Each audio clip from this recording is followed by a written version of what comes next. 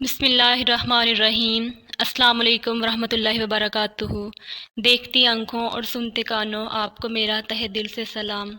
معزز ناظرین، آج کی اس ویڈیو میں ہم آپ کو حضرت یونس علیہ السلام کا قصہ سنائیں گے کہ کس طرح حضرت یونس علیہ السلام مچھلی کے پیٹ میں گئے اور پھر کس طرح باہر آئے۔ حضرت یونس علیہ السلام اللہ تعالیٰ کے ایک برگزیدہ نبی گزرے ہیں۔ آپ کے والد کا نام متی اور تعلق قوم بنی اسرائیل سے تھا۔ عراق کے مشہور شہر نینوا میں رہتے تھے۔ اللہ تعالیٰ نے 28 برس کی عمر میں آپ علیہ السلام کو نبوت عطا فرمائی۔ ایک عرصے تک اہل نینوا کو تبلیغ فرماتے رہے، مگر ان لوگوں نے آپ علیہ السلام کی دعوت حق پر کوئی کان نہ دھرا اور برائیوں اور گناہوں میں مبتلا رہے۔ اہل نینوا کی سرکشی اور مسلسل مخالفت نے آپ علیہ السلام کو دل برداشتہ کر دیا۔ آپ علیہ السلام ان سے سخت ناراض ہوئے اور ان کے لیے عذاب الہی کی بد دعا کر کے وہاں سے روانہ ہو گئے۔ دریائے فرات کے کنارے مسافروں سے بھری کشتی روانگی کے لیے تیار کھڑی تھی۔ آپ علیہ السلام بھی سوار ہو گئے۔ کشتی ابھی کچھ ہی دور گئی تھی کہ طوفانی ہوائیں چلنے لگی۔ کشتی ڈگمگانے لگی اور اس کے ڈوبنے کا خطرہ پیدا ہو گیا۔ کشتی کے ملاحوں نے اپنے عقیدے کے مطابق کہا، معلوم ہوتا ہے اپنے آقا سے بھاگا ہوا کوئی غلام کشتی میں سوار ہو گیا ہے۔ جب تک اسے نہ نکالا جائے گا اس مصیبت سے نجات نہیں ملے گی۔ حضرت یونس علیہ السلام کو خیال آیا، اللہ تعالیٰ کو وحی کا انتظار کیے بغیر میرا نینوا سے چلے آنا پسند نہیں آیا، اور یہ آثار میری آزمائش کے ہیں۔ آپ علیہ السلام نے فرمایا، میں ہوں وہ غلام جو اپنے آقا سے بھاگ کر آیا ہے، مجھے کشتی سے باہر پھینک دو۔ مگر ملا اور مسافر آپ علیہ السلام کو جانتے تھے اور نیک انسان سمجھتے تھے، آپ کی شرافت سے متاثر بھی تھے۔ انہوں نے انکار کر دیا۔ پھر طے پایا کہ قرعہ ڈالا جائے، جس کا نام نکلے اسے کشتی سے نکال دیا جائے۔ قرعہ اندازی ہوئی تو اس میں حضرت یونس علیہ السلام کا نام قرعہ نکلا۔ ملا اور مسافروں کو اب بھی یقین نہ آیا۔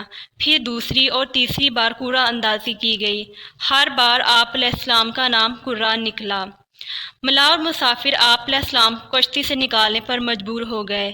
پھر آپ علیہ السلام نے خود ہی کشتی سے دریا میں چھلانگ لگا دی۔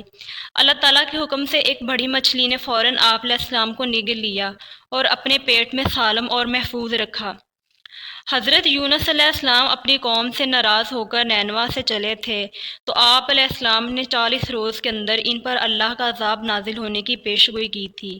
ان کی قوم کے لوگوں کو اس پر یقین نہ تھا اور وہ کہا کرتے تھے، یونس کہتے تھے کہ عذاب آئے گا، اب تک تو عذاب آیا نہیں، نہ جانے کب آئے گا۔ مگر کچھ دنوں بعد عذاب کے آثار نمودار ہوئے تو لوگ پریشان ہو گئے، کہنے لگے حضرت یونس علیہ السلام کی بات غلط نہیں تھی اور آپ علیہ السلام واقعی اللہ تعالیٰ کے سچے پیغمبر ہیں۔ چنانچہ انہوں نے توبہ کی، اللہ پر ایمان لے آئے اور عذاب کے ٹل جانے کی دعا کی۔ اللہ تعالیٰ نے توبہ قبول کی اور ان کا عذاب ٹل گیا۔ حضرت یونس علیہ السلام مچھلی کے پیٹ میں زندہ اور وحی الہی کا انتظار کیے بغیر اپنی قوم کو چھوڑ کر آنے پر نادم تھے۔ آپ علیہ السلام نے اللہ تعالیٰ کے حضور اپنی خطا معاف کرنے کے لیے دعا کی، اے اللہ، تیرے سوا کوئی معبود نہیں، تو ہی یکتا ہے، میں تیری پاکی بیان کرتا ہوں، بے شک میں ہی خود پر ظلم کرنے والا ہوں۔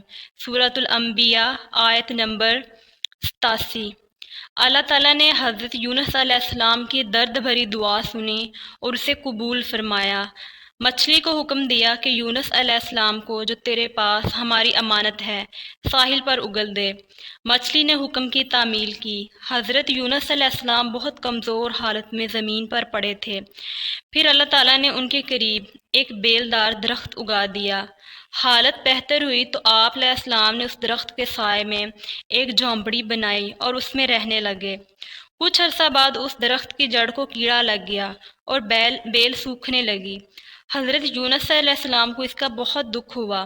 اللہ تعالیٰ نے وحی کے ذریعے حضرت یونس علیہ السلام کو مخاطب کر کے فرمایا، یونس تمہیں اس بیل کے سوکھنے کا بہت دکھ ہوا جو ایک معمولی اور حقیر چیز ہے، مگر تم نے اپنی قوم کو چھوڑتے وقت یہ نہ سوچا کہ نینوا میں بسنے والے 1 لاکھ سے زائد انسانوں کو اور ان کے علاوہ لاتعداد دیگر جانداروں کو ہلاک اور برباد کر دینے میں ہمیں کوئی ناگواری نہ ہوتی، اور کیا ان کے لیے ہم اس سے زیادہ مشفق اور مہربان نہیں جتنا تمہیں اس بیل سے لگاؤ ہے جو تم وحی کا انتظار کیے بغیر قوم کو بد دعا دے کر ان کے درمیان سے نکل آئے۔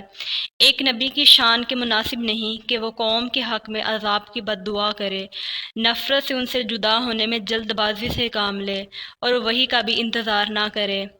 پھر اللہ تعالیٰ نے حضرت یونس علیہ السلام کو حکم دیا کہ وہ نینوا جائیں اور قوم میں رہ کر اس کی رہنمائی فرمائیں تاکہ اللہ تعالیٰ کی کثیر مخلوق ان سے فیض پا سکے۔ حضرت یونس علیہ السلام اللہ تعالیٰ کے حکم پر نینوا واپس تشریف لے گئے۔ قوم نے ان کی آمد پر بہت خوشی کا اظہار کیا اور پھر وہ لوگ حضرت یونس علیہ السلام سے رہنمائی لیتے رہے۔ اس قوم نے دنیا میں بھی بہت کامیابی حاصل کی اور نیک عمل کر کے آخرت کے لیے بھی بہت سامان کیا۔ حضرت یونس علیہ السلام کے ان تمام واقعات کا ذکر قرآن مجید کی سورۃ الانبیاء، سورۃ الصفات اور سورۃ القلم میں موجود ہے۔ اگر آپ کو ویڈیو پسند آئے تو اس کو لائک کر کے دوستوں کے ساتھ شیئر کریں۔